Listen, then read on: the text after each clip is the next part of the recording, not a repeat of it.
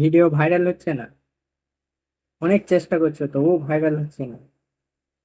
Video করে ছেড়ে দিচ্ছ।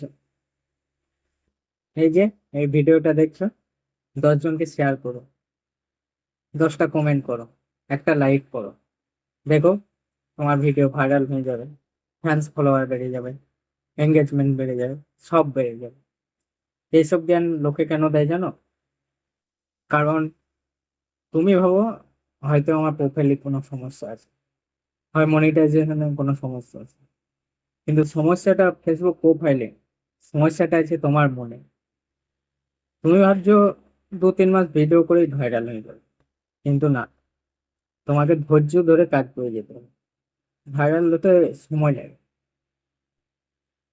আর ওই কথাগুলো যারা বলে, লাভটা তাদের হয়, তোমার নয়। তাদের ফ্যান্স ফলোয়ার বেড়ে যায়, তাদের এঙ্গেজমেন্ট বেড়ে যায়, তাদের ভিউজ বেড়ে যায়।